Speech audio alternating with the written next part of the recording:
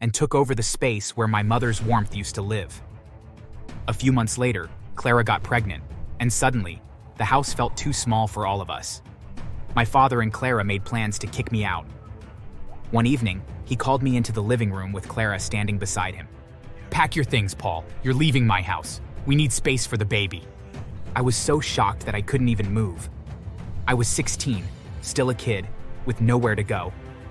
I begged him to reconsider, but he shoved a small bag at me, telling me to take my clothes and get lost. Clara didn't say a word. She just watched as I stuffed my belongings into the bag with shaky hands. That night, I slept on the streets for the first time. I cried from the cold and hunger I was feeling. I was depressed and lost in a world that didn't care if I survived. For months, I scraped by doing odd jobs like washing cars, sweeping shop floors, and carrying groceries for tips. I slept in alleys, under bridges, anywhere I could hide from the rain. One afternoon, I was sitting on a small table, counting the coins I'd earned. My father was a monster. He was a man who thrived on control and cruelty. Growing up, I always watched him mistreat my mother, who was a strong, hard-working woman who carried our family on her shoulders. She was the breadwinner, the one who owned the house we lived in and the cars we drove. She worked long hours as a nurse. Her hands were always busy, yet she would always smile and say she believes everything will be fine. But my father, a jobless drunk who spent his days gambling away her earnings, made her life hell. He'd scream at her for the smallest things, like dinner being late or her working overtime. Sometimes he'd hit her, leaving bruises for her to hide under long sleeves the next day. The stress ate at her, making her look wrinkly and older than her age. Eventually, her heart gave out when I was 12. The doctors said it was a heart attack, but I knew that it was my father's cruelty that killed her. After she died, his anger turned on me. I became his punching bag and a scapegoat for his failures. He treated me like trash, calling me useless, a burden, and a reminder of the woman he'd broken. The slightest provocation, like spilling a glass of water or a glance he didn't like, earned me a slap or a fist. I learned to make myself small and to tiptoe around his temper, but it was never enough. My mother's absence left a void that he filled with rage, and I was too young to escape it. When I was 15, my father brought home a new wife. She was a woman named Clara. She wasn't cruel, but she wasn't kind either. She just indifferent to whatever was happening. She moved into my mother's house with her cheap perfume and loud laugh and took over the space where my mother's warmth used to live. A few months later, Clara got pregnant, and suddenly, the house felt too small for all of us. My father and Clara made plans to kick me out. One evening, he called me into the living room with Clara standing beside him. "Pack your things, Paul. You're leaving my house. We need space for the baby." I was so shocked that I couldn't even move. I was 16, still a kid, with nowhere to go. I begged him to reconsider, but he shoved a small bag at me, telling me to take my clothes and get lost. Clara didn't say a word. She just watched as I stuffed my belongings into the bag with shaky hands. That night, I slept on the streets for the first time. I cried from the cold and hunger I was feeling. I was depressed and lost in a world that didn't care if I survived. For months, I scraped by doing odd jobs like washing cars, sweeping shop floors, and carrying groceries for tips. I slept in alleys, under bridges, anywhere I could hide from the rain. One afternoon, I was sitting on a small table, counting the coins I'd earned, when I heard a scream. I turned to see a woman who was struggling with a thief trying to snatch her purse. Without thinking, I ran over and tackled the guy. I'd become strong from living on the streets. After giving him a few punches, he ran away, leaving the purse behind. The woman couldn't stop thanking me as I handed her purse back to her. I thought she would leave after, but she suddenly started studying my face. "You look just like my sister. Are you Paul? Paul Williams?" I told her that's my name. I was confused at how shocked she looked until she introduced herself as Aunt Sandra, my mother's elder sister, who'd been living abroad in Spain for years. She'd come back to the States for a short visit. She took me to a restaurant for a meal. As we were eating, she asked why I was on the streets. I told her about how my father had kicked me out to make room for his new wife and baby. She looked so angry. "That man, he's a disgrace. We should have him arrested for what he's done to you. I begged her not to do that because I didn't want more drama. I didn't want to face him again. If she got him arrested and it gets to the court, I might have to start living with him again. As much as I wanted a roof under my head, I didn't want it from him. I just wanted to move on. Aunt Sandra seemed to agree. She told me she was leaving for Spain in 2 days and insisted I come with her. I'd never left the country, never even been on a plane. Since the streets had nothing for me, I agreed. Aunt Sandra immediately began preparation. She bought me new clothes, a proper suitcase, and other things. 2 weeks later, we left the States. When we landed in Spain, my life changed. Aunt Sandra enrolled me in a good school. She bought me more good clothes and shoes. She gave me everything. When she noticed how much I loved football, she asked if I'd like to know more about the sport. As soon as I agreed, she enrolled me in a football academy. Years passed, and my hard work paid off. By 25, I'd become a famous footballer, a striker for a top Premier League club. My name was on billboards and my face on sports ads.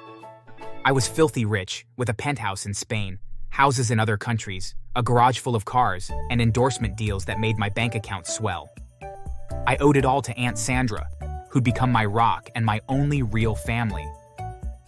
One day, Clara suddenly called me. Paul, I need your help. Your father has been going crazy since I had my child. He's beating me and our daughter, Lisa. We can't take it anymore. I'm so sorry for what we did to you. I was wrong. Please help us. Her words made me feel both angry and satisfied. She was facing the same thing my mother faced before her death. I told her I couldn't do much to help. After all, they'd kicked me out together. Clara kept begging and crying. I thought about the times when I was still back at home. I remembered that she never laid her hands on me. She was probably that way because she was scared of not supporting my father. When I told Aunt Sandra about it, she told me to go ahead and help Clara if I wanted to. So, I thought of a way to help. I asked Clara if she had somewhere to go if my father was out of the picture. She said yes, that her sister who lives around would take her and Lisa in. She apologized again. I decided it was time for revenge. Aunt Sandra had told me years ago that my mother, knowing my father's greed, had given her the ownership papers to our house. My mother never trusted my father with it, and now those papers were my weapon. I flew back to the States, my first time returning since I'd left. I hired a sharp lawyer who reviewed the documents and confirmed they were airtight. Then I called my father. I didn't greet him or let him try to talk to me either. I'm calling to inform you that you have only 7 days to leave the house. It's not yours. It never was. I have the papers to prove it. I will be claiming the house. He laughed, thinking I was bluffing, and hung up. But I wasn't playing games. Over the next week, I coordinated with my lawyer and hired a team of bouncers. On the 7th day, I arrived at the house with them. Clara and Lisa were already gone. She'd texted me that morning, saying they'd left for her sister's place. The house didn't look good. It was as if my father never thought of painting the place or retouching it. I walked in to see him drinking on the couch. He jumped up when he saw me. "Paul, what the hell are you doing here?" I didn't answer. I simply signaled to the bouncers, who started grabbing his things and tossing them onto the lawn. He shouted and cursed at me, but I held up the ownership papers, letting him see my mother's name, my aunt's signature, and the legal stamps. That was enough to make him crumble. He tried to fight back by swinging at one of the bouncers, but they restrained him easily and dragged him outside. He fell to his knees on the sidewalk, begging.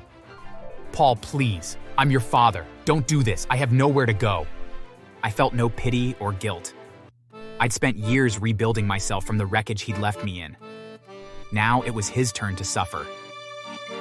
I sold the house the next day at a cheap price because I didn't need the money. I earned more than enough from football. I just wanted the house gone. With the sale finalized, I began preparing to return to Spain. My flight was booked for 4 days later, and I spent the time tying up loose ends, eager to leave the States and my father's shadow behind. 2 days after the sale, as I was driving to see my lawyer, my father suddenly appeared on the road. He flagged me down. I stopped and rolled down my window to hear him. "I know I've been a bad father. I've realized it now. Forgive me, son. I'll change. I swear to you, I'll change. Please forgive me." I got out of my car to face him. He looked so hopeful, so I decided to shatter the hope by telling him I had nothing for him. "You're a bad, dirty man. You don't deserve any form of pity from anyone. I want you to get it into your head that I'll never help you. Never!" His pitiful face instantly switched to an angry one. He raised his hand to slap me, but I grabbed it and flung it off. I was angry. How dare him try to slap me? I grabbed him by the collar and gave him the beating of his life. I hit him for every pain he put my mother and I through. I ignored his pleas and beat him until I was satisfied. I got back into my car without a word and drove off. My knuckles were bruised, but my heart was finally satisfied. On the day I was set to leave, as I was driving to the airport, I saw my father running after the car, throwing stones at my car and shouting at me to stop. I knew he still wanted to beg for forgiveness. I would have stopped, but I didn't feel like bruising my knuckles again, so I kept driving. It was as he kept running after me that a car hit him from behind. I saw his body tumble to the ground, but I kept driving. I wouldn't let him pull me back into his chaos. If he was going to die from the hit, then so be it. At the airport, I boarded my flight and finally left the country. Later, I heard through a cousin that the driver who hit him had taken him to a hospital. My father survived, but his legs were shattered, which meant that he'd never walk again. Now, he lived on the streets as a homeless and disabled beggar. I felt no atom of pity for him. He deserved it. As for me, well, I am doing well for myself, and I am also sponsoring Lisa, my stepsister. Thanks for watching.